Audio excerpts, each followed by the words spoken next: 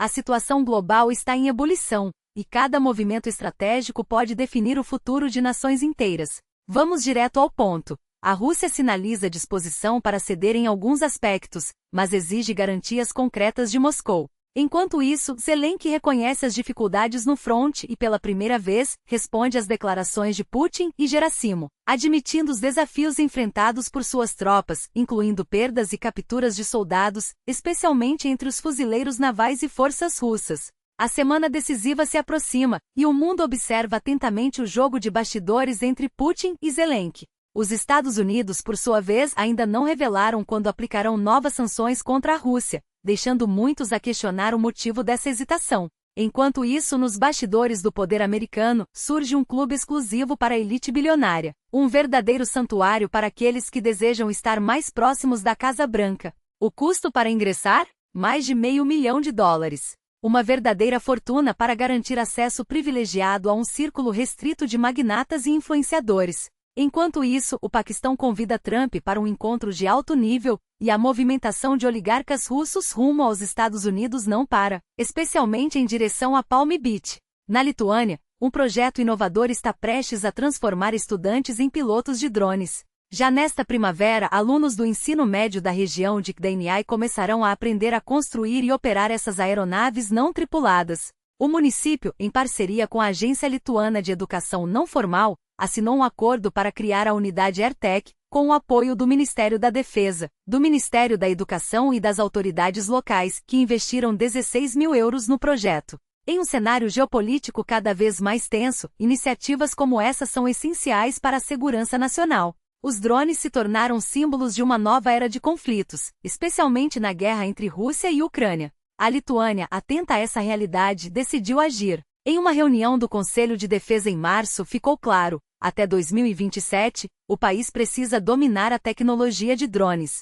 Vale lembrar que em abril de 2023, Putin já havia defendido a inclusão de cursos sobre construção e operação de drones nas escolas russas. A Ucrânia também seguiu pelo mesmo caminho, incorporando o estudo de drones em seu currículo escolar. Do outro lado do Atlântico, os Estados Unidos preparam um clube de elite sem precedentes, um verdadeiro refúgio para os super-ricos que buscam proximidade com a administração Trump. Com um ingresso que ultrapassa $500 milhão, o clube promete ser o mais exclusivo já criado, atraindo magnatas da tecnologia e grandes empresários. Os idealizadores incluem nomes como Dmitry Rybolovlev, um dos principais doadores de Trump, além de Chris Buskirk, Donald Trump Jr. e os irmãos Zach e Alex Widow, filhos do ex-enviado especial de Trump, Steve Widow. A ideia é simples: criar um ambiente onde a elite possa se conectar com conselheiros de Trump e membros de seu gabinete sem interferências externas. A localização? Um bairro nobre de Washington, D.C. A alta taxa de adesão e os critérios rigorosos garantem que apenas os mais influentes tenham acesso. Com o gabinete de Trump sendo o mais rico da história, o valor não será um obstáculo. A lista de espera já está em formação, e o clube promete ser um verdadeiro reduto de poder e influência. Enquanto isso, Trump prepara um encontro histórico com Zelensky no Vaticano, um local carregado de simbolismo. O presidente americano busca se posicionar como um mediador global, um líder capaz de unir nações em busca da paz. O Vaticano, palco de inúmeras negociações ao longo da história, é o cenário perfeito para essa conversa. Trump deixou claro que seu objetivo é discutir o fim da maior guerra terrestre na Europa, um conflito que já ceifou milhares de vidas. Mas as negociações não serão fáceis.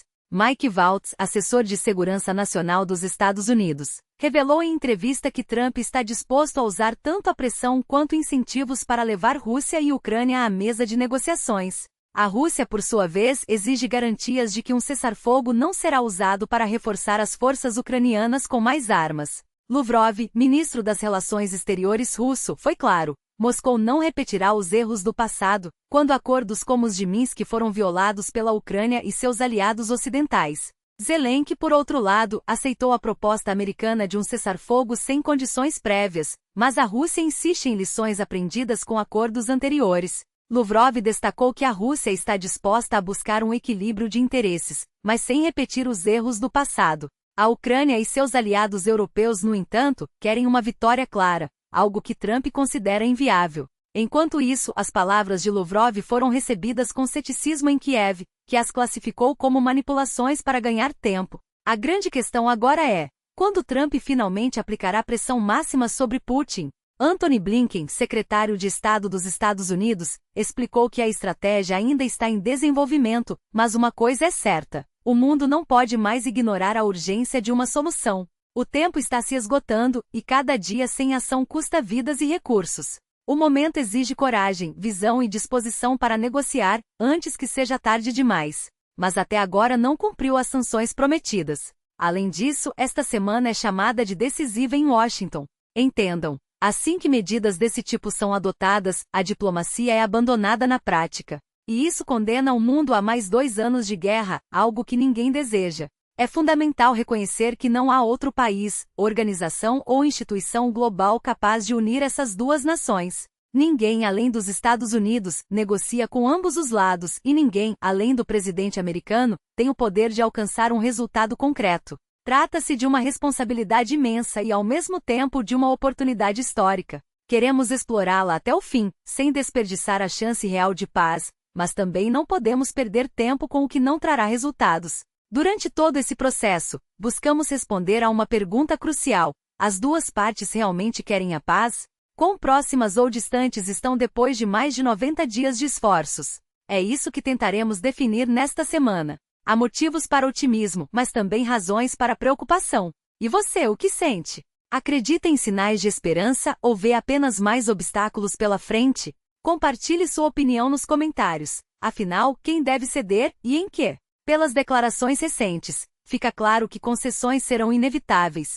Enquanto isso, a Rússia intensifica sua ofensiva, e Zelensky admite que a situação no fronte não está calma. Segundo ele, há dezenas de ataques em pelo menos 4 direções. Pela primeira vez, o presidente ucraniano rebateu as afirmações de Putin e Gerasimov, que haviam declarado controle total sobre a região de Kursk e a expulsão das forças ucranianas. Zelensky desmente: os combates continuam, e as tropas de Kiev não só permanecem em Kursk como também avançam em Belgorod. Os confrontos mais intensos ocorrem nos setores de Pokrovsk, Kramatorsk, Liman e Kursk. Nossas forças mantêm ações defensivas ativas em áreas específicas das regiões de Kursk e Belgorod. Vale destacar que até mesmo analistas russos e os chamados ZOR correspondentes questionam as narrativas oficiais de Moscou. Eles admitem que a situação está longe do que o Kremlin descreve. Canais como o Z-Public reconhecem que as forças ucranianas ainda ocupam território russo e que é cedo para comemorar qualquer libertação.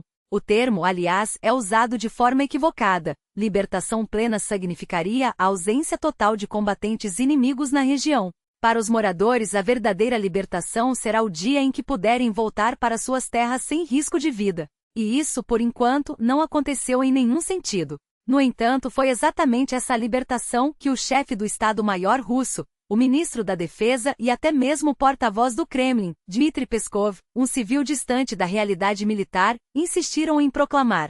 Enquanto a Rússia divulga vídeos de bandeiras tremulando em Sudza, a Ucrânia responde com imagens do que afirma ser a região de Kursk, mostrando a destruição de unidades da 80ª Brigada de Infantaria Naval Russa e a captura de prisioneiros. Um soldado dessa brigada foi capturado em 26 de agosto, e outro no dia anterior, em uma emboscada. Os mapas do canal de monitoramento Deep State permanecem inalterados. Segundo eles, as forças ucranianas ainda controlam cerca de 18 km² em Kursk. Enquanto isso, um convite estratégico chega dos confins da Ásia Central. O presidente dos Estados Unidos é aguardado em Tashkent, no Uzbequistão, que busca fortalecer laços diplomáticos não apenas com a região, mas diretamente com Washington. Donald Trump recebeu um convite oficial para visitar o país durante a viagem do ministro das Relações Exteriores, Bakhtiyor Saidov, e do representante especial do presidente, Abdullah Aripov, aos Estados Unidos. Além disso, o Uzbequistão registra um recorde no número de pedidos de visto americano, e o consulado dos Estados Unidos, por sua vez, está emitindo mais autorizações de entrada do que nunca. Durante a visita, os representantes uzbeques estenderam um convite para que Trump participe do encontro C5+1, uma plataforma que reúne os 5 países da Ásia Central e os Estados Unidos.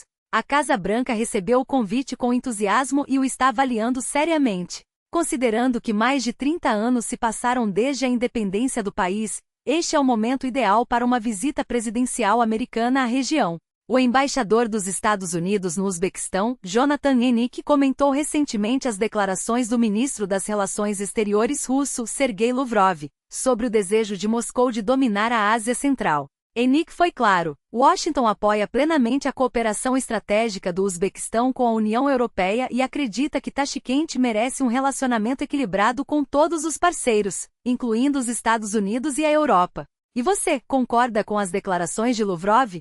Quantos de seus conhecidos sonham em emigrar para os Estados Unidos? Deixe sua opinião nos comentários. E não se esqueça, as principais notícias da semana estão reunidas em um playlist especial. Acesse, assista e fique por dentro. Até a próxima!